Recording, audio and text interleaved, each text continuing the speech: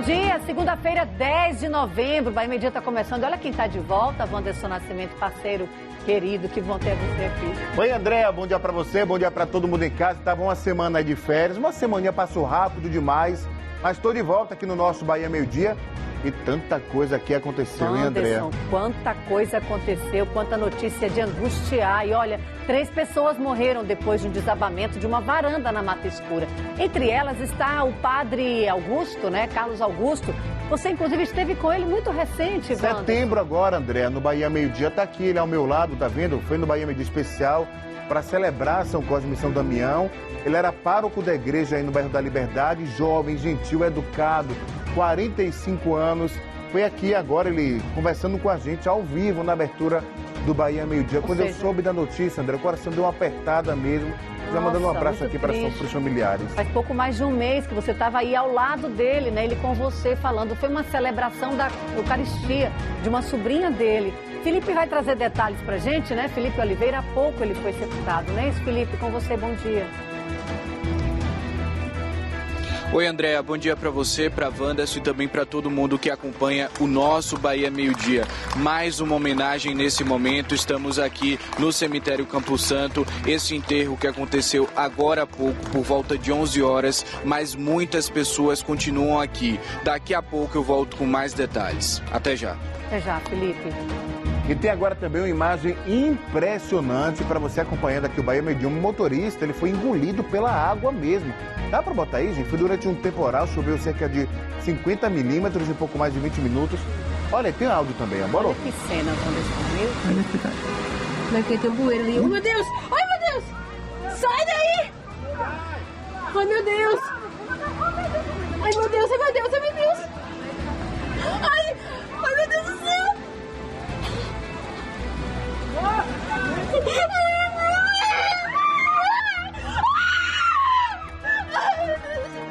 Uma imagem impressionante, parece até, André, IA, parece até inteligência artificial, mas não é não, gente. E dá pra ver depois ele saindo, sendo arrastado, depois que foi engolido, Wanderson. Meu Deus do céu. Os detalhes daqui a pouquinho aqui no nosso Bahia Meio Dia, viu? Agora, atenção, só para antecipar, esse rapaz tá bem, tá vivo, gravou um vídeo aqui do hospital e mandou pra gente. Ele tem mais uma data para celebrar a vida. Ele nasceu de novo.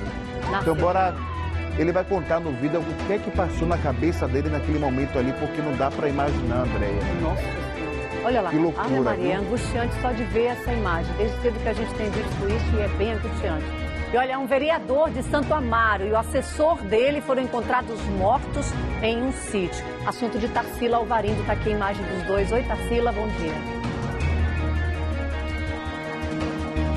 Oi, Andréa, bom dia para você, para Wanderson e para todo mundo que acompanha a gente aqui no Bahia Meio Dia.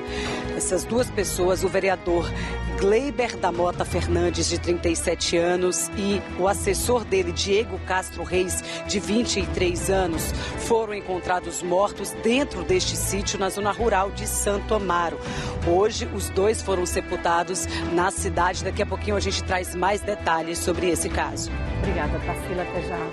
Lembra de Davi Araújo Santana, boxeador, e Carlos Eduardo Machado, que foram mortos durante uma guerra entre facções? Esses dois aí na sua tela. Esse crime agora completa um mês em Castelo Branco. Miller Nunes tem os detalhes pra gente, né, Miller?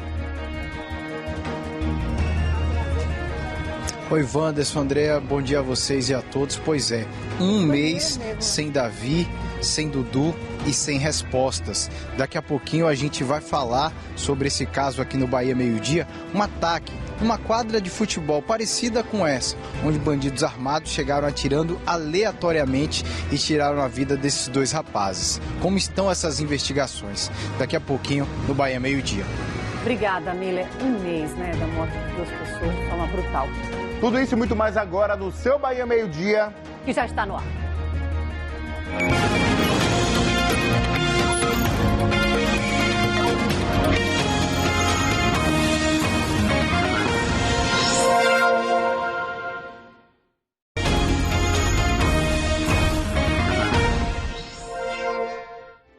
Voltando agora com o nosso Bahia Meio Dia, são 11 horas e 56 minutos.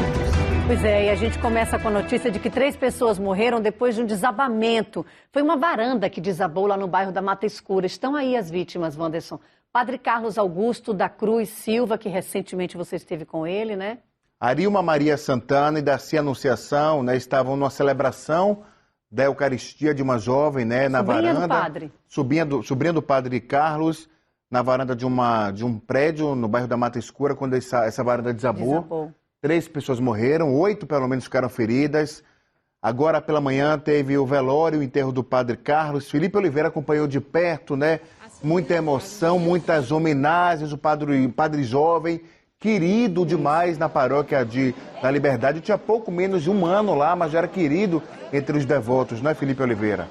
Bom dia para você mais uma vez.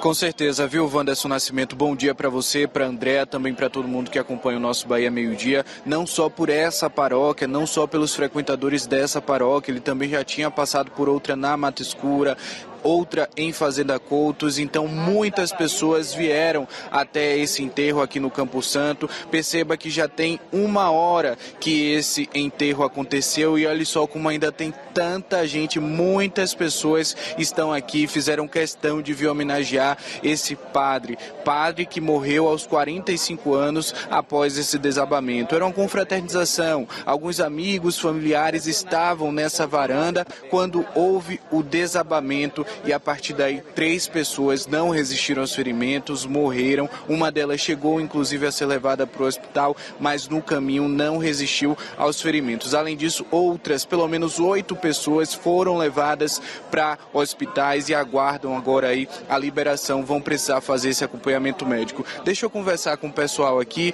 para eles falarem um pouquinho sobre esse momento de dor. Bom dia, gente, tudo bem? Deixa eu conversar com vocês aqui. Que momento de dor, de tristeza, de saudade? Digamos que é um momento de saudade, porque a nossa alegria é que ele deixou um legado e ele assumiu Cristo na sua vida e esse era o lema dele. Tanto é que em tudo ele dizia coragem. Coragem, irmão. Coragem, é isso mesmo. Então, ele doou a sua vida pela construção do reino de Deus. Era um homem muito zeloso, um homem assim de caridade. Tanto é que ele estava vigário, né, da caridade pela Arquidiocese de São Salvador da Bahia. Então ele deixou esse legado muito bonito e que nos encoraja a continuar na caminhada servindo ao Senhor, ao seu povo, né, através da igreja. Obrigado, viu, por conversar com a gente. É de fato um momento de muita saudade. Bom dia, pessoal, tudo bom?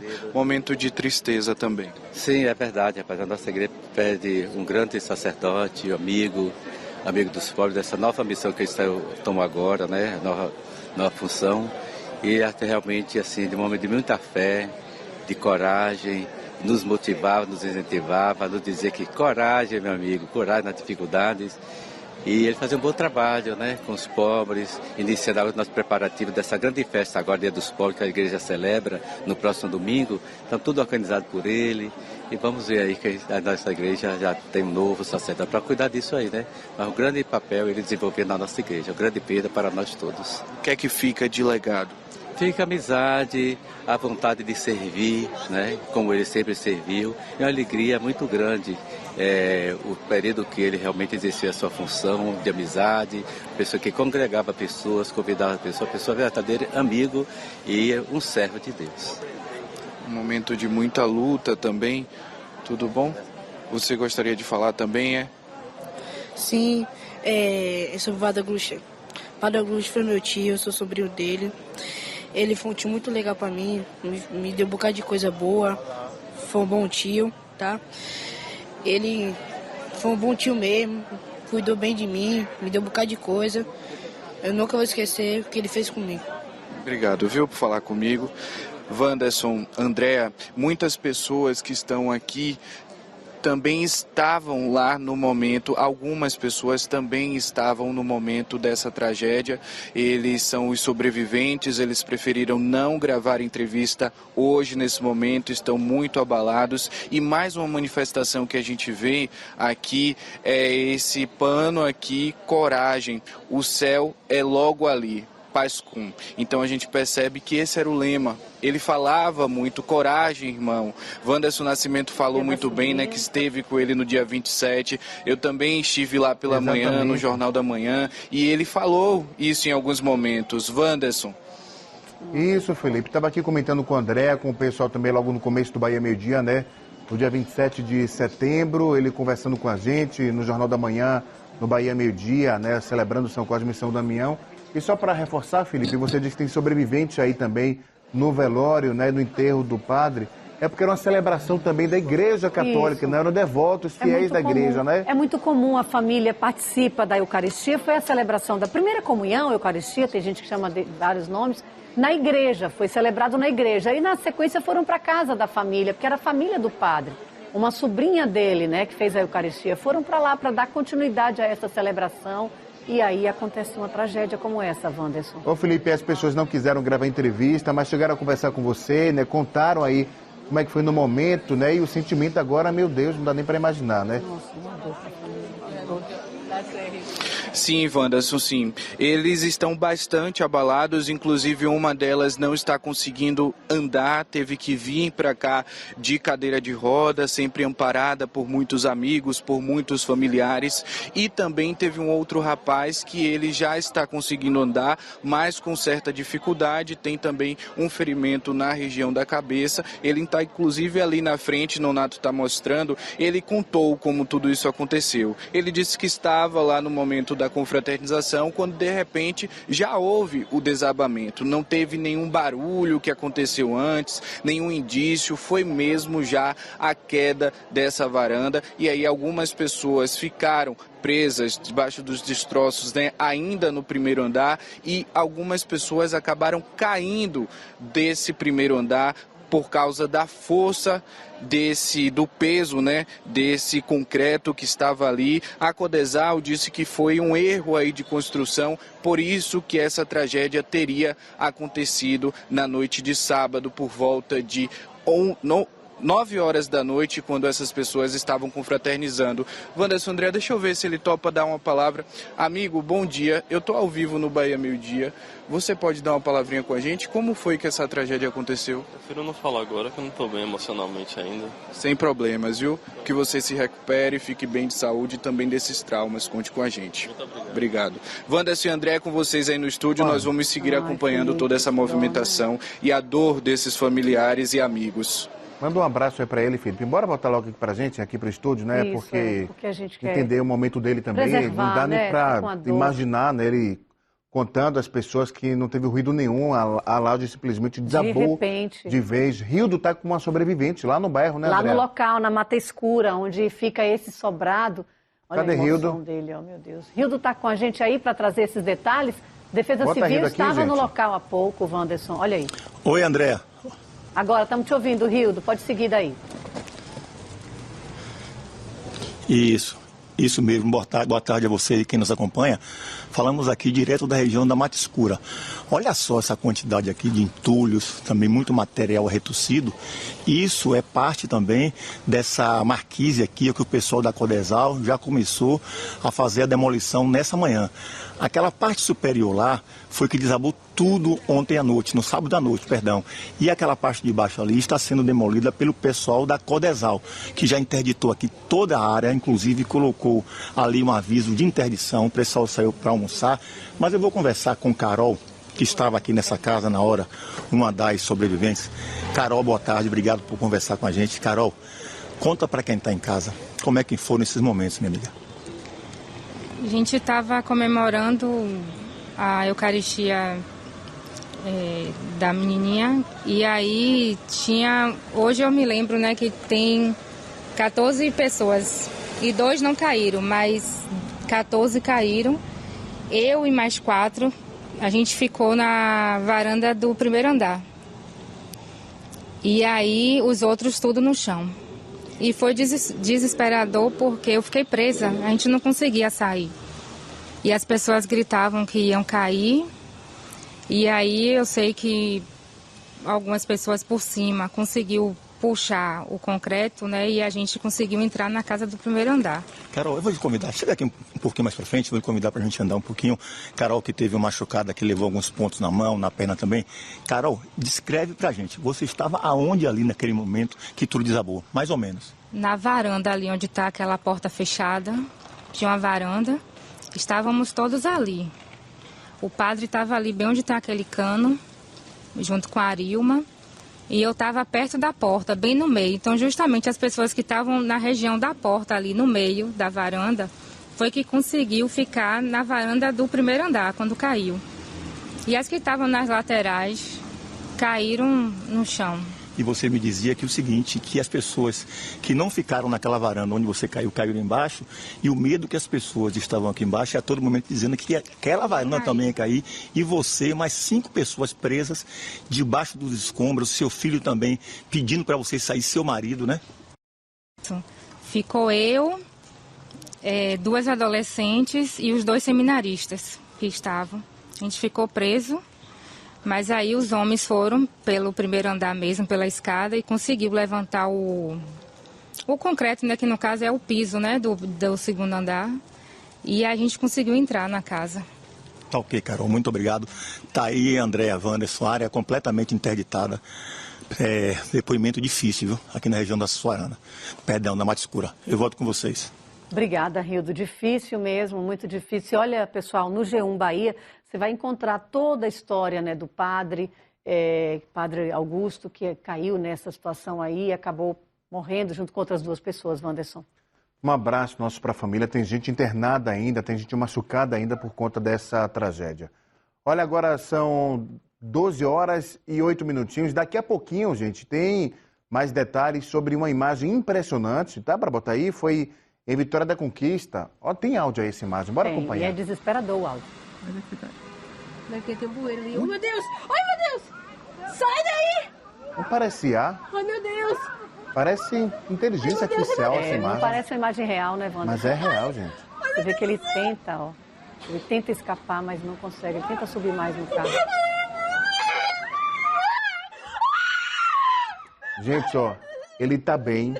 Ele tá no hospital. Ele gravou um vídeo e mandou aqui pra gente. Vai passar já já aqui no Bahia meio-dia. Mas é impressionante demais essa imagem. Só aqui atualizando para vocês que tá tudo bem com esse motorista, apesar dessa imagem aí assustadora. Desesperadora essa imagem, né, gente? Chovia muito, o carro dele foi sendo engolido.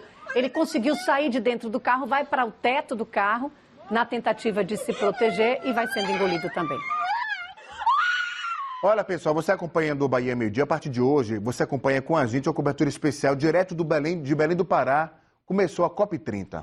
A COP30 é a conferência da ONU sobre mudanças climáticas. Chefes de Estado e de governo, representantes de movimentos sociais e ambientais estão reunidos para falar do futuro do planeta, o nosso futuro, e a gente acompanha tudo o que está sendo discutido, destacando os desafios que o Nordeste enfrenta, Wanderson. Olha, Gustavo Ferreira e Fátima Teles estão na capital paraense para trazer tudo para a gente aqui também no Bahia Meio Dia. Então, a partir de agora, tudo sobre a COP30, que é um momento importantíssimo no nosso país, né, exatamente, reunindo o mundo inteiro aqui no Brasil, em Belém do Pará.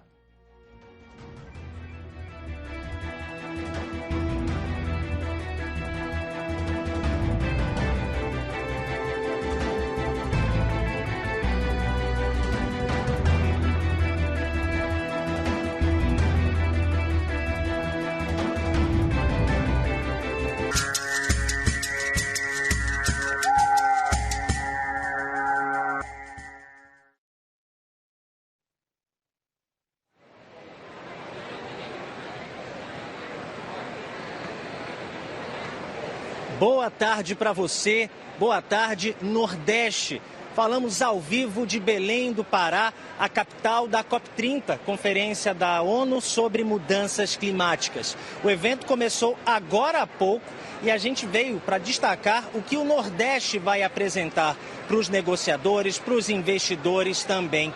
Representantes de mais de 160 países estão aqui para falar sobre temas que são urgentes. Financiamento climático, transição energética, justiça climática são algumas das pautas principais da conferência que começa hoje e só termina na sexta-feira da semana que vem, dia 21. Deixa eu localizar para vocês onde eu estou. Esse aqui, com imagens de Fátima Telles, é o Parque da Cidade. Essa foi uma construção, a mais importante para a COP30. Aqui ficava um aeroporto. Essa obra do governo do Pará custou 980 milhões de reais e aqui nesse espaço circulam mais de 50 mil pessoas, entre negociadores, diplomatas, empresários, representantes de movimentos da sociedade civil também.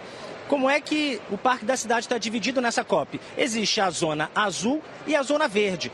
Essas imagens agora ao vivo são da zona azul. Nós estamos nesse espaço que é por onde circulam só as pessoas credenciadas pela ONU. E aí, esses representantes todos que eu falei já estão por aqui circulando nesse corredor imenso da entrada até a plenária que fica lá atrás. A gente está basicamente no meio desse caminho, no meio do corredor. Tem que andar muito, viu? Já a Zona Verde é um espaço aberto ao público, também aqui no Parque da Cidade, não precisa de credenciamento. Todo mundo, quem quiser viver um pouco do clima da Conferência da ONU, pode chegar lá e participar dos eventos promovidos por organizações sociais também. Todo mundo que quiser viver um pouco da COP30. Esse é o espaço onde a gente está agora, a Zona Azul, e é daqui que a gente vai falar que a plenária de abertura começou agora há pouco. O presidente Lula já falou também. Ele criticou o negacionismo e reforçou a necessidade de investimentos climáticos no mundo inteiro. Tanto que ele lançou o programa, o Fundo de Florestas Tropicais para Sempre. E a gente vai ouvir também as autoridades do Nordeste. Afinal de contas, são 9 estados e todos os governadores estão aqui representando o consórcio Nordeste para trazer as pautas da região. A gente lembra que em setembro o consórcio divulgou uma carta com vários compromissos para essa agenda, a agenda do Nordeste. Nós separamos alguns desses compromissos para mostrar para você agora, esses compromissos do consórcio Nordeste. Liderar a transição energética justa, impulsionar a neoindustrialização sustentável, promover a bioeconomia e a agricultura sustentável e também garantir segurança hídrica e adaptação climática. Mais cedo, o presidente do consórcio Nordeste, que é governador do Piauí, Rafael Fonteles, conversou com a gente sobre esses desafios da região e que vão ser apresentados aqui na COP30. Vamos ver. A governança dos recursos hídricos ainda é um desafio para a região. Melhoramos muito nos últimos anos com várias tecnologias sociais, cisternas, dessalinização, adutoras, a transposição do Rio São Francisco. Tudo isso ajudou a termos as famílias permanecendo no semiárido e conseguindo desenvolver suas atividades. Mas temos desafios ainda nessa direção. Outro ponto é realmente a geração de renda a partir da bioeconomia, a partir também do pagamento de serviços ambientais para aquelas populações que ajudam a proteger o meio ambiente. Então temos muito a fazer nessa direção para conjugar aumento da renda das famílias em conjunto com a proteção dos nossos biomas. E o ponto que eu considero mais relevante, aproveitamento dessa energia limpa, abundante, para industrializar o Nordeste com uma indústria inovadora e verde. Então nós ainda temos gargalos do ponto de vista do sistema interligado nacional, sistema de transmissão de subestações que precisam de mais investimentos por parte do governo federal para garantir que essa energia abundante e limpa se traduza em indústrias verdes para gerar mais riqueza para o nosso povo. Para a gente concluir, governador, o Pavilhão Nordeste vai trazer vários painéis, vai reunir muitas pessoas como autoridades, os negociadores também, investidores. Qual a expectativa que o nordestino pode ter dessa COP30? Olha, nós esperamos, assim como o presidente Lula tem dito, que isso repercuta em um financiamento climático efetivo dos países que mais contribuíram para essa mudança climática. Então, o Brasil, que faz o seu dever de casa e vai continuar fazendo, com compromissos bem determinados, assumidos, precisa realmente de financiamento adequado para que as populações que ajudam a proteger o meio ambiente tenham realmente um aumento da qualidade de vida e da sua renda a partir desse serviço ambiental que presta. Então, o que nós mais esperamos é que esse financiamento climático se torne efetivo para beneficiar as populações que mais contribuem para a proteção da biodiversidade, seja na Caatinga, seja no Cerrado, seja na floresta amazônica, seja em qualquer bioma do Brasil e do mundo. O governador Rafael Fonteles acabou de citar a Caatinga, né? A população do semiárido é muito grande em toda a região. Esse é um dos maiores desafios no Nordeste, que reúne 9 estados, 57 milhões de habitantes. São vários desafios socioambientais e esses estão entre as pautas principais aqui da região na COP30. E diante dessa complexidade toda, nós conversamos com Hugo Fernandes, que é professor de conservação de biomas da Universidade Estadual do Ceará. Ele avaliou quais são os principais desafios e as grandes expectativas do Nordeste para essa COP30.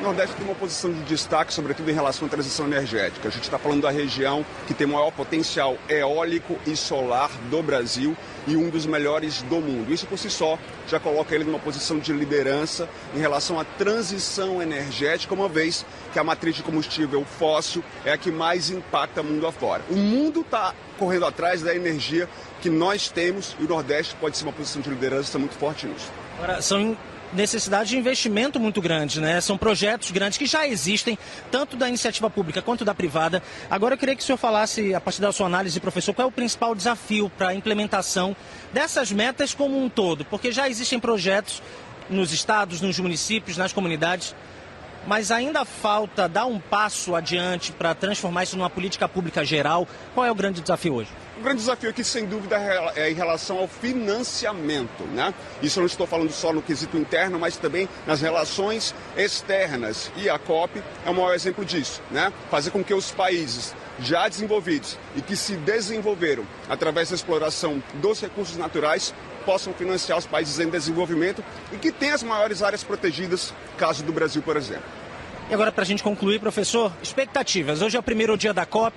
É o dia que começam, de fato, as plenárias, as discussões, os debates, os consensos que estão sendo buscados aqui são muito importantes para o mundo e também, obviamente, para o Nordeste. Qual é o seu prognóstico, qual é a sua expectativa para essa COP e principalmente para o que vem depois da COP30?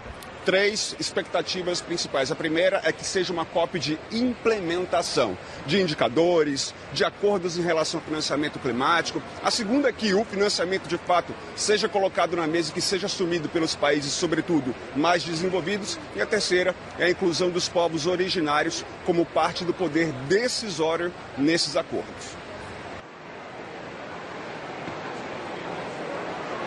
A COP30 começou agora há pouco, oficialmente. O presidente Lula discursou na plenária principal. A gente tem imagens para mostrar dessa plenária. Ele estava acompanhado da primeira-dama, Janja, e nessa cerimônia também discursaram autoridades de conferências anteriores e o presidente da COP30, o embaixador André Corrêa do Lago. Na plateia também estavam presentes governadores e representantes dos estados brasileiros e de vários países do mundo. Ao longo desses próximos dias, os representantes aqui do Nordeste, governadores e prefeitos, vão participar de eventos paralelos, né, no Pavilhão Nordeste, que vai ser inaugurado amanhã, inclusive. E a gente vai acompanhar todos os passos das autoridades do Nordeste para que você saiba o que vai impactar na sua vida, o que vai sair dessa conferência para um futuro melhor para todos nós. Eu encerro a primeira participação aqui ao vivo de Belém do Pará e você segue com as notícias da sua região. Até amanhã. Então, voltando aqui agora com o nosso Bahia Meio Dia, estávamos ao vivo, direto de Belém do Pará, acompanhando, né, as primeiras notícias da COP30, né, Andréa? Isso aí, o fato é que as autoridades estão reunidas, minha gente, mas se cada um de nós fizer a nossa parte, as coisas acabam fluindo melhor, né, Wanderson? Bora agora seguir aqui com o nosso noticiário, falando sobre um vereador de Santo Amaro e o assessor dele foram encontrados mortos em um sítio, Andréa. Pois é, ó, eles estão aqui, ó, a imagem deles dois, o vereador de Santo Amaro e o assessor dele. Essa notícia chocou também, né? E Tarsila Alvarido vai trazer os detalhes pra gente. Oi, Tarsila.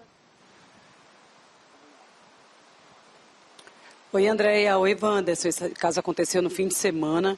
O vereador e o assessor foram encontrados mortos dentro do sítio. Foram ouvidos vários tiros ali por pessoas da região. A polícia foi chamada. Quando a polícia militar chegou ao local, já encontrou os dois mortos. De acordo com informações, o crime tem características de execução. Pessoas chegaram ao local e já dispararam em seguida.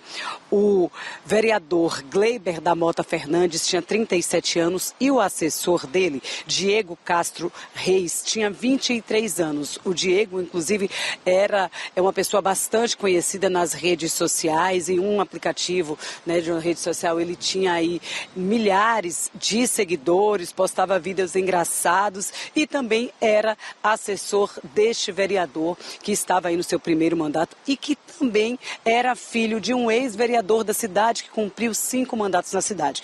Então, ele já vinha dessa vida política aí, acompanhando a vida política do pai e agora estava vereador pelo partido Avante. O partido divulgou uma nota, né, de pesar. A Câmara de Vereadores também de Santo Amaro, e essa Câmara de Vereadores foi esse local onde o vereador foi hoje velado e em seguida seguiu para o cemitério Campo de Caridade, onde foi sepultado na manhã de hoje. No mesmo cemitério também foi sepultado o Diego Castro Reis, de 23 anos. A polícia está investigando este crime. A gente entrou em contato com a polícia, estamos buscando informações. Encontramos também nas nossas apurações diversas informações relacionadas ao vereador Gleiber. Este vereador, ele tem um histórico de diversas denúncias contra ele, denúncias de ameaça.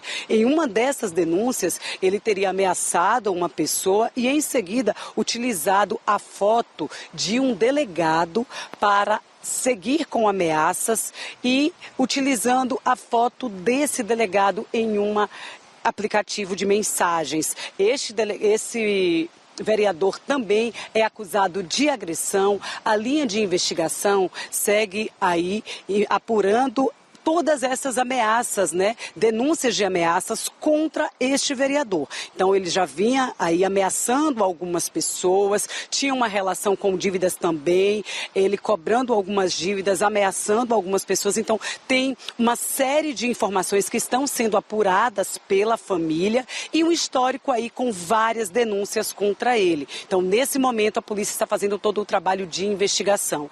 Os dois já foram sepultados na manhã de hoje na cidade e agora é esperar todo o resultado da investigação da Polícia Civil da Bahia, que segue apurando esse caso. Eu volto com você no estúdio. Vocês, né, André e Wanderson, de volta. Isso, Tarsila, Wanderson de volta. Gleiber de Matos é o vereador e Diego Castro, assessor dele, os dois encontrados mortos na região de Santo Amaro da Purificação. Recôncavo Baiano, né, Wanderson? 36 anos, o vereador, 23, o assessor dele, né? Agora a polícia investiga aí sobre esses assassinatos, crime, né, sobre esse crime. Duplo homicídio.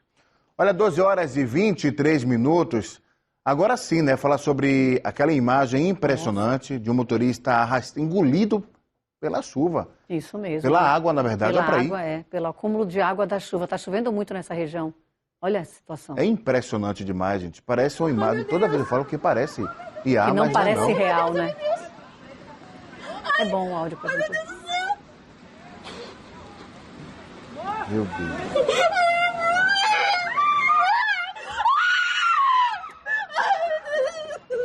A pessoa que está acompanhando e gravando. Cada vez que ele vai descendo, o desespero aumenta, né, Wanderson? Meu Deus. O vídeo, o áudio, a situação. Mas olha, gente, milagrosamente está tudo bem com ele. Sai daí! Milagrosamente, porque se você vê o que resultou do carro desse homem que foi encontrado depois, há pouco eu vi ali com Carolina, a imagem é impressionante, o estrago do carro. Então ele, de certa forma, ter saído de dentro do carro foi uma sobrevida para ele.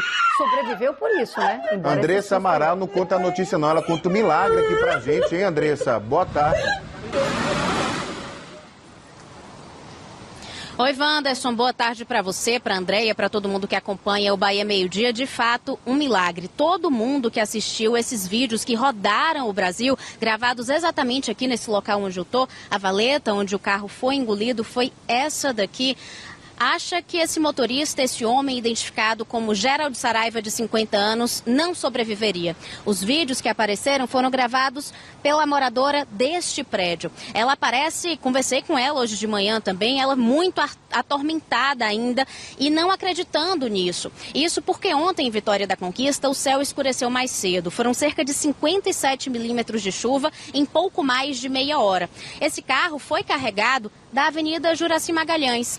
Gerald seguia nesse sentido, teve o engarrafamento e ele entrou aqui para tentar fugir da chuva. Mas a enxurrada era muito forte, a correnteza era muito forte aqui na Avenida Caracas e ele foi carregado, o carro foi carregado pela enxurrada e ficou pendurado exatamente nesse cano, entre esse cano e a valeta. Como a Andréia disse, uma parte do milagre foi ele ter conseguido, sair um pouco pelo teto solar do carro. Quando a água engoliu ele, realmente a imagem impressiona. Quando eu assisti, eu falei, acho que ele não vai ter como sobreviver. Mas cerca de uma hora depois, ele foi encontrado a pouco mais de 550 metros daqui, na saída deste canal por onde passa o Rio Verruga. Ele contou com exclusividade à nossa equipe que ele pensou em desistir, que ele foi se agarrando nas paredes, tentava respirar como dava, engoliu muita água, mas uma hora depois ele conseguiu sair e foi resgatado. Vamos ver então o relato de Gerald Saraiva, de 50 anos, servidor público aqui da Prefeitura de Vitória da Conquista, contando esse milagre. Vamos ouvir. Gostaria de agradecer, em primeiro lugar, todas as orações, todas as pessoas que pediram a Deus pela minha vida. E gostaria de afirmar a vocês que foi Ele quem esteve comigo. No momento eu me senti só. Lógico que deu desespero, as cenas são fortes. E realmente, quando o carro foi puxado para dentro comigo, por conta da enxurrada, eu não esperava sobreviver, porque humanamente é o que a gente pensa, pelas nossas forças, e eu fui simplesmente arrastado por cerca de 520 metros, não sei exatamente, mas por duas galerias, e eu fiquei durante bastante tempo submerso. Eu só orava a Deus, eu pensava na minha família, nos meus filhos e em Jesus.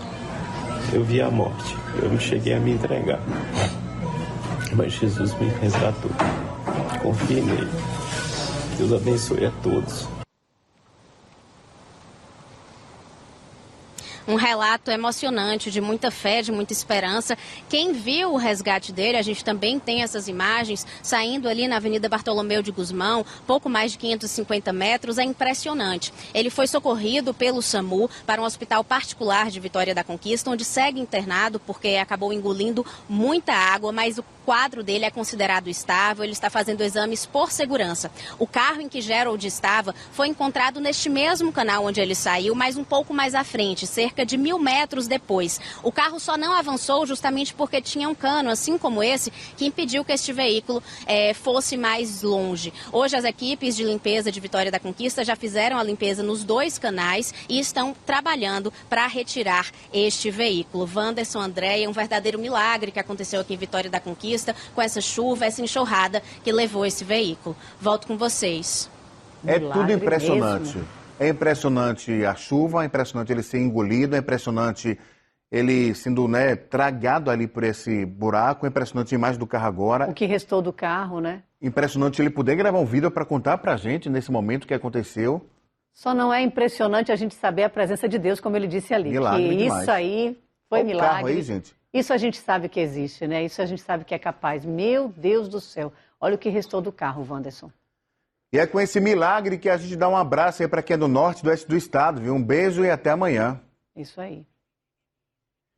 Para quem continua com a gente, olha, uma árvore caiu em cima do carro de um pastor e o carro dele, o veículo, ficou completamente destruído. Esse caso foi em Feira de Santana e uma câmera de segurança flagrou o momento da queda.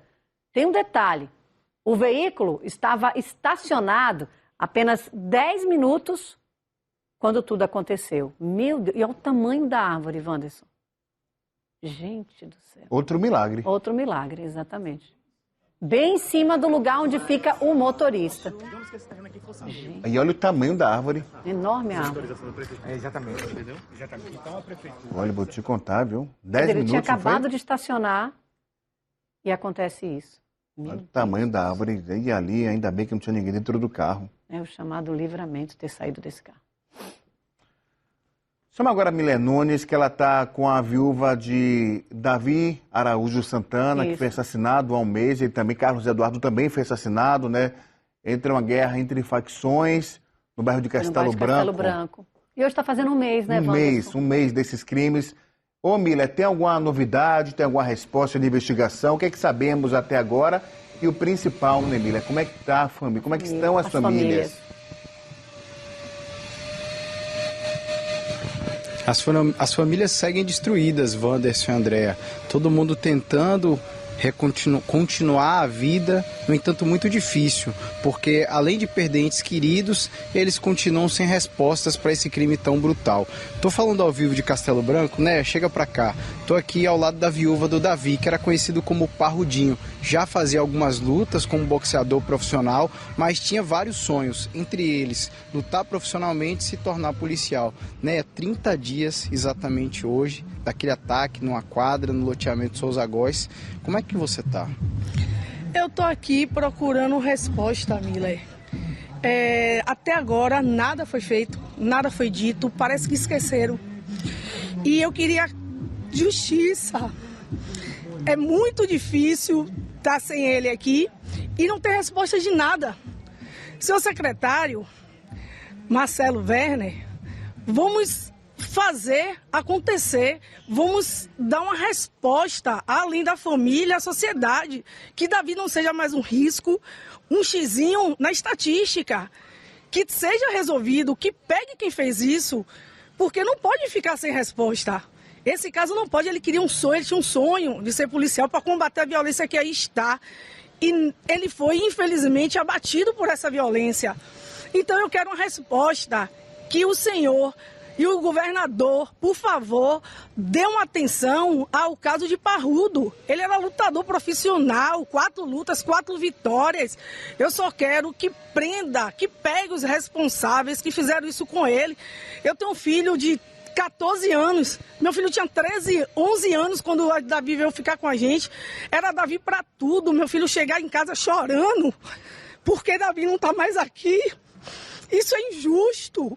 Não deixe, Andréa, Wanderson, não deixe isso ser esquecido, não deixe que esqueça a história de Davi. Ele não se envolvia em nada, ele só queria lutar, a arma dele era a luva, era isso que ele queria. E eu preciso de uma resposta, não pode ficar assim. A gente lembra, Wanderson e Andréa, que aquele dia era uma noite, né, onde Davi estava voltando da escola, ele e Néia voltou para a escola com Davi porque ele tinha esse sonho de se tornar policial, mas Néia sabia, precisa voltar a estudar, terminar o ensino médio para então você fazer um concurso público. E assim ele fez, voltando a estudar e também seguindo num projeto social. No entanto, homens armados cercaram uma quadra parecida com essa, quando a gente está aqui no outro local de Castelo Branco, mas lá no loteamento Souza Góes. Um ficou numa entrada, um outro numa outra entrada, pelo menos 2 homens armados começaram a atirar nas pessoas que estavam ali jogando bola e assistindo aquele jogo. Além do Davi, o Carlos Eduardo Machado do Nascimento Machado, de 17 anos, também morreu naquele ataque. Eu falei com Dona Aldaci, mãe dele, que também está destruída e segue sem resposta porque perdeu o filho único. Quais são as lembranças que você guarda do Davi e também dos sonhos que ele deixou? Só lembranças boas de querer estudar, de se formar, ir para a polícia e fazer o título dele brasileiro, que já estava encaminhando, o Moni já estava encaminhando isso, e o sonho de construir uma vida. Vários sonhos foram destruídos por causa de nada. Davi era um cara que não se envolvia em nada. Pelo amor de Deus, eu peço aqui justiça, que os senhores dêem uma atenção ao caso de Davi.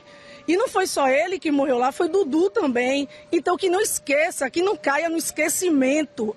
Isso, por favor, Miller. Muito obrigado Nada. por confiar no nosso trabalho, por chamar a gente até aqui para relembrar esse caso.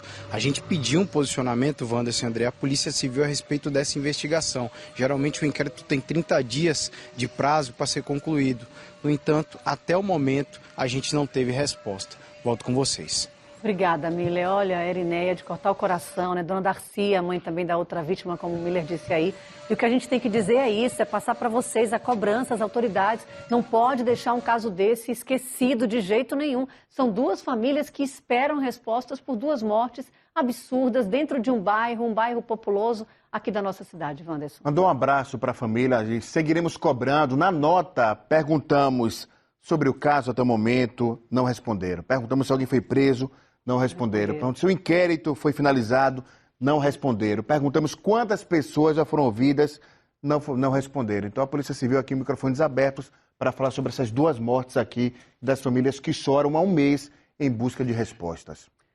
E olha, foi presa em Pernambuco o marido da policial penal, Edivânia Vieira da Silva. Edivânia era baiana, Wanderson, de Paulo Afonso, mas morava e atuava como policial na Paraíba. Ela foi encontrada morta dentro de casa, Wanderson.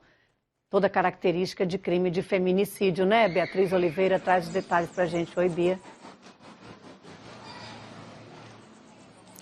Boa tarde, André, Wanderson, a você que está com a gente aqui no Bahia Meio Dia. Pois é, Edivânia foi encontrada morta na sua residência no sertão da Paraíba, onde ela atuava na penitenciária feminina desde 2012.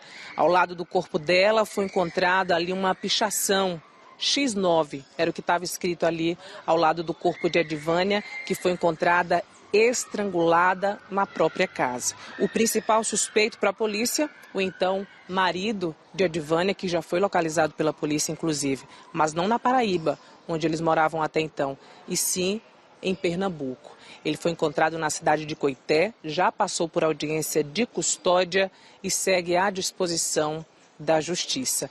Edivânia atuava desde 2012 na penitenciária feminina lá de Patos, no sertão da Paraíba, mas ela é natural de Paulo Afonso. O corpo, inclusive, foi levado para Paulo Afonso, no norte do estado. Foi velado e enterrado ainda ontem, no domingo. A família, obviamente, muito abalada. A polícia suspeita do marido de Edivânia, que inclusive fugiu após o crime, fugiu da Paraíba, mas já foi encontrado em Pernambuco. As câmeras da residência estavam desligadas no momento do crime e os policiais também estranharam o comportamento do cachorro, que estava muito tranquilo, o que indica, reforça aí essa suspeita de que quem cometeu esse crime é uma pessoa próxima a Edivânia. Agora acompanhe uma entrevista com o delegado responsável por esse caso. A Polícia Civil da Paraíba, a Polícia Rodoviária Federal, a Polícia Militar do Estado de Pernambuco e as Polícias Penais da Paraíba e de Pernambuco, através de uma ação de inteligência, procederam ao cumprimento de mandado de prisão temporária em relação ao investigado pela morte da policial Edivânia. O indivíduo de 38 anos mantinha relação conjugal com a mesma e foi preso na cidade de Caetés. Após a ocorrência do fato, a delegacia de homicídio foi acionada para ir até o local. Lá fizemos o primeiro levantamento de informação. Após o aprofundar dessas informações, representamos pela prisão temporária. O investigado foi preso e viemos até aqui a cidade de Garanhuns para fazer o translado do custodiado até a cidade de Patos, onde será interrogado e encaminhado para as autoridades competentes. Gente, olha, teve Enem no fim de semana, milhares de pessoas foram lá fazer essa prova, né, André Silva? Inclusive eu estava lá, levei meu caçula que foi de treineiro, mas muita gente, olha aí a movimentação na porta das escolas, da universidade também, Universidade Federal, muito movimento. As 90 questões objetivas estavam divididas entre linguagens e ciências humanas, além da redação. Esse ano a Bahia teve 428 mil inscrições confirmadas, sendo que 103 mil são de estudantes que estão concluindo o ensino médio da rede pública, Andréa. Pois é, a segunda parte do Enem acontece no próximo domingo, quando serão aplicadas 90 questões voltadas para matemática e ciências da natureza. O Exame Nacional do Ensino Médio é a principal porta de entrada para universidades públicas e privadas também de todo o país. E é o momento em que os pais ficam com o coraçãozinho aí apertado na torcida para que haja uma boa nota, um bom desempenho para entrar na faculdade. Né? E todo ano tem aquela coisa, né? Descobrir qual o tema da redação, né? Que é importante demais, a redação que tem um peso enorme na prova do Enem. E é eliminatório, né? Teve um professor de redação que veio trabalhando ao longo do ano o tema que caiu na redação deste ano, André Silva. Ele mandou um vídeo aqui pra gente explicando como o texto poderia ser construído pelo estudante. Bora acompanhar. Nós, que somos professores de redação, observamos ao longo do ano essas possibilidades temáticas que vão surgir na prova do Enem. É importante que a gente saiba que o Enem ele sempre vai tratar de problemas sociais brasileiros, certo? E problemas sociais que são invisibilizados, que estão fora do debate, da roda de conversa da população. Um dos temas que estava em voga foi justamente a questão do envelhecimento populacional. E isso motivado, é claro, pela inversão, né? O começo da inversão da pirâmide etária brasileira. Cabe para esses estudantes, desde agora, adolescentes, se projetarem, imaginarem como vai ser a sua vida quando eles envelhecerem, é claro. A gente precisa trazer à tona questões como o etarismo, como os espaços públicos, como esses espaços públicos vão abarcar e vão estar preparados para essas pessoas idosas, a questão da previdência, pensar a saúde pública. Um outro aspecto importante é que a população idosa está cada vez mais ativa. Então a gente precisa pensar como essa sociedade lida com pessoas mais velhas, mas que têm pleno vigor físico diante da sociedade. Deixa eu aproveitar para contar aqui. Achei desafiador o tema. Demais. Né? Pedro André trabalhava aqui com a gente na área de tecnologia e engenharia e mudou a carreira completamente, legal, mudou de área Pedro. e virou professor de redação. Brilhante, como deu para ver aqui nessa conversa com a gente, né? Parabéns, professor, acertou. E até uma influenciadora digital, Mirim, nossa querida Sossô, acertou o tema da redação. Bora ver como é que ela chegou até o assunto escolhido para ser o tema da prova do Enem deste ano, numa conversa com vó, sempre. Tenham calma na hora de responder a prova, principalmente na hora de fazer a redação. E eu tenho também alguns palpites, né, vó, do que pode cair nessa prova. Será que pode cair alguma coisa sobre mudanças climáticas, esse tempo que está muito descontrolado, ou sobre IA, ou aquela operação, vó, que a senhora falava muito, de um 6x1, que a senhora conversou muito comigo. Jornada 6x1 pode ser uma boa opção, vó, também, viu? Pode ser. Ou sobre idosos também, né? Porque a senhora está envelhecendo muito bem. Pode cair alguma coisa sobre isso também. Bora ver seu palpite? Bora ver se é o meu palpite, viu, meus jovens? E poderia ter acertado com qualquer um deles, viu, André Silva? Todos os palpites IA bons, seria né? um tema interessante demais. Isso. A escala 6x1, que também está em debate, seria um tema mole. Ela arrebenta, né? E a questão do clima. Sossô, linda, um beijo para você e para a vovó Magnólia. Olha, esse ano o Bahia Meio Dia realizou Talentos da Comunidade Gospel, revelando vozes lindas aqui de Salvador, Andréa. Pois é, e nesse final de semana, um show em São Sebastião do Passé, na região metropolitana, reuniu duas dessas vozes, em meio a grandes cantores do gospel do Brasil. Os nossos talentos também brilharam.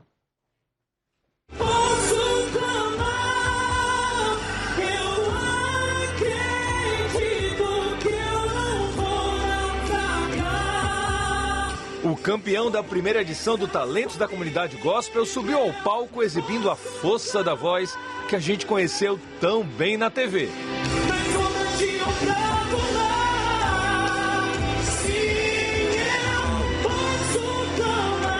Léo venceu o concurso com 47% dos votos. Que leva a primeira edição do Talentos da Comunidade Gospel, Léo Oliveira. Parabéns, parabéns! No show em São Sebastião do Passé, o artista de Boa Vista do Lobato trouxe um repertório cheio de emoção.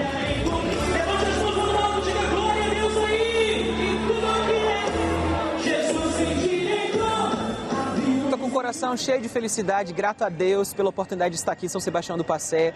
Grato a Deus também pela TV Bahia, por esse concurso maravilhoso que foi o Talentos Gospel na Comunidade. Grato à produtora, ao Pai Eventos, que nos recebeu tão bem, com tanto cuidado e tanto carinho. Senhor!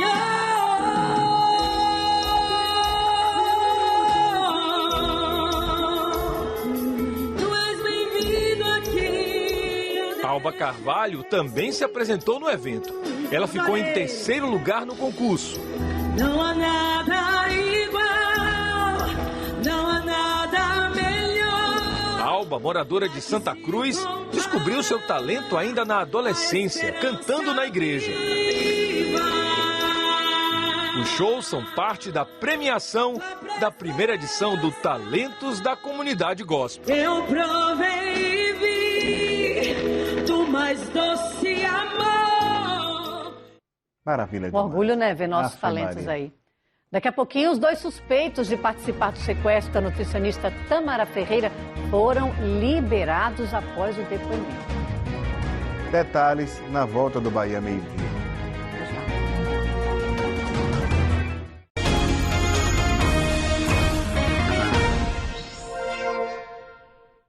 12h50 e voltando com o nosso Bahia Meio-Dia.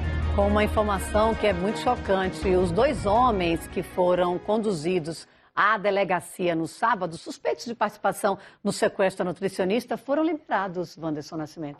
Quem tem os detalhes para a gente agora é Miller Nunes desse caso, né, Miller? Que graças a Deus terminou tudo bem. Tâmara já está em casa com a família. Né, todo mundo aqui desesperado, angustiado mesmo, né, com a notícia, com a aflição, com o desaparecimento dela. Foi encontrada e já está em casa. E os suspeitos liberados por quê, Miller? Sabemos? Porque não confessaram o crime, segundo a Polícia Civil. Agora, isso é no mínimo curioso, né, André e Wanderson? Porque no sábado, quando a gente mostrou a prisão do Vitor Santana Amâncio, de 21 anos, e Tiago Conceição dos Santos, de 24, a informação que chegou através do Batalhão Apolo, que efetuou essa prisão, é que eles tinham confessado a participação, inclusive dando detalhes, que eram escolta para o carro da nutricionista, onde ela estava sendo feita refém. No entanto, quando foram formalizar isso na delegacia, não confirmaram. O que eu pude perceber? Quando a gente chegou lá na delegacia de furtos e roubos de veículos, que eles já estavam acompanhados por um advogado. E aí, depois de passar por um depoimento formal, o delegado considerou que não havia elementos para o flagrante. As 2 motos apreendidas também. Aí a gente não tem a confirmação se essas motos tinham alguma restrição, mas possivelmente não, porque os 2 foram liberados. Essas são as informações da Polícia Civil, que diz que segue investigando o caso. Para quem não acompanhou do início, Tâmara Ferreira, 42 anos, foi sequestrada no bairro da Pituba. Ela estava indo para um jantar na quinta-feira à noite após o trabalho. Homens saíram ali dos matos, atrás de uma lixeira, como ela contou, abordaram ela, colocaram dentro de um veículo e ficaram circulando até chegar num cativeiro. E obrigaram Tâmara a fazer diversas transações bancárias. Ela ficou em poder desses criminosos por mais de 15 horas, inclusive sendo agredida, ameaçada e também coagida. Depois de tudo isso, ela foi libertada na área aqui de Castelo Branco, foi para um supermercado, conseguiu entrar em contato com a família e aí agora já está bem. No entanto, a polícia segue atrás disso. É importante reforçar o trabalho da Polícia Militar, que alcançou 7 suspeitos. 4 entraram em confronto em Nordeste Amaralina e não resistiram aos ferimentos, e 3 foram presos. E logo depois, esses 2 presos que agora foram soltos. Trabalho também do Batalhão Apolo, através do Tenente-Coronel Edmundo Assemani. Agora eu quero chamar uma entrevista da Tâmara Ferreira, que contou, depois de tudo isso que ela passou, como foi essa situação. Confira aí. Depois de ter sido libertada após um sequestro de mais de 15 horas em poder de criminosos, Tâmara Ferreira está aqui do nosso lado e vai conversar com a gente a respeito disso. Uma coisa que eu não posso deixar de falar é o seu sorriso, mesmo diante de tanta angústia e desespero numa situação como essa, porque você ainda está assim, feliz, eufórica.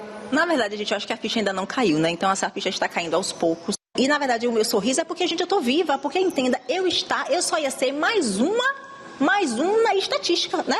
Como é que foi isso, mulher?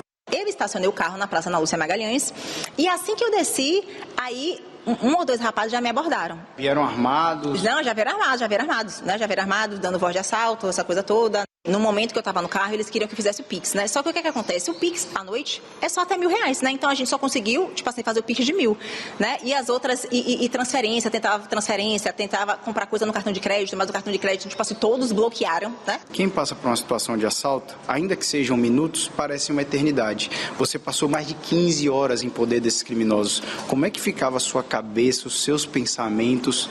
Em momento nenhum eu me desesperei, eu só fazia rezar, pedir a Deus para que me libertasse, pedir a Deus para que ele... O que eu pedia muito a Deus era o seguinte: Deus, acalma o coração deles, fazer com que toca no coração deles para que eles me libertem. Então, assim, eu só estava pedindo isso.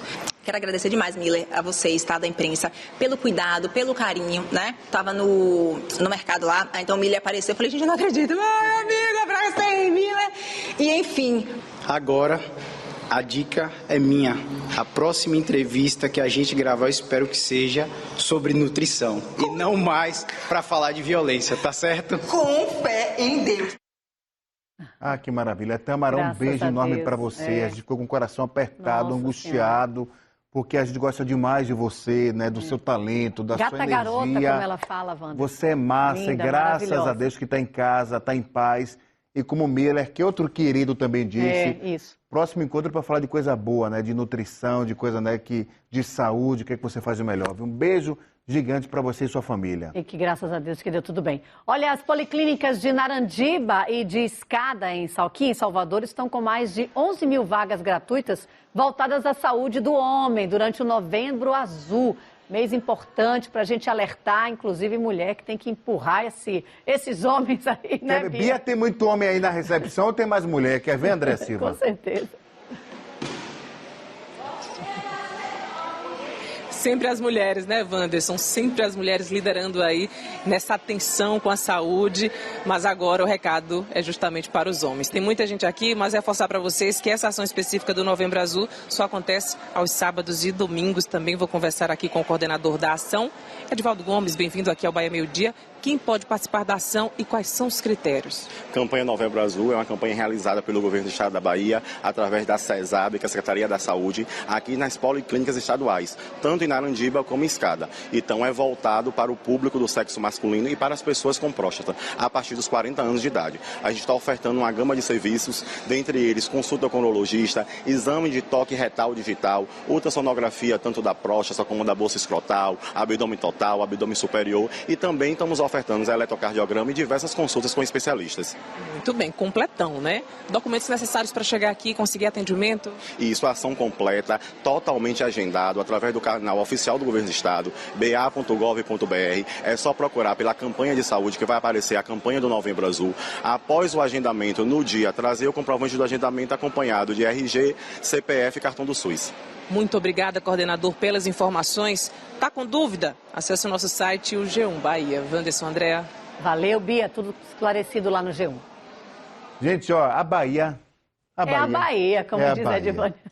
O presidente da França, Emmanuel Macron, que participa da COP30 em Belém, passou por momentos, no mínimo, marcantes e inusitados aqui no nosso estado, né, André Silva? Rapaz, foi muito engraçado. Olha aí, ó, a passagem do líder francês pela capital baiana causou um alvoroço no centro histórico. Macron foi agarrado por mulheres enquanto passeava pelo Pelourinho. Ele tem essa fama de bonitão, né? E o pessoal segura... A mulher não queria largar ele não, Wanderson Nascimento. A outra foi logo dando um beijo. Segurou o bebê no colo. Tem uma cena que ele segurou um bebê no colo também. Tocou percussão com o Grupo Olodum. Ave Maria. Interagiu com muita gente. Olha pra aí, ó. Olha o bebezinho. Cadê a mãe dessa criança? Ai, meu Deus do céu. Meu Deus. Olha a carinha dele. Macron meio sem jeito pra segurar neném. Pra batucar também, André. Pra batucar também. Que viagem, né, minha gente? Só na Bahia, né, Wanderson? É bonito, meu. E ele entendendo tudo, né? A outra botou lindo, quase que um...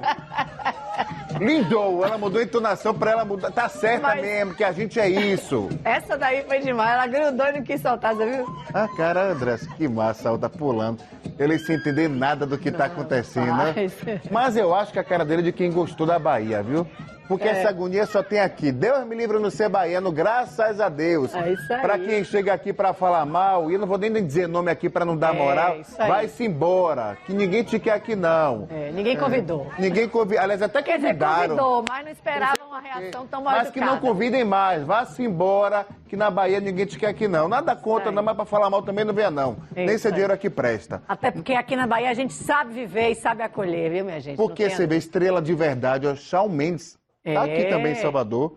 Esteve aqui com Ivete Sangalo, com meu bolo de cocada, foi na Praia do Porto, tirou foto com todo mundo e não veio reclamar de atendimento não, viu? Foi recebido com entusiasmo. Tem foto dele aí, gente? Tem aqui? Já no aeroporto, entusiasmo. Aí ele com Ivete Sangalo, ó. Passeou por vários pontos turísticos por aqui, né? Se divertiu. Ele é massa. Como é a música dele, Anderson? Você canta aí? E pra terminar, tem o Roberto Carlos também. Aqui em Salvador. Minha gente. Festival Virada, de show graça. gratuito. Meu Deus do céu. Meu povo, é a Bahia isso, é massa. Tchau. São tantas emoções. Beijo, até amanhã. André.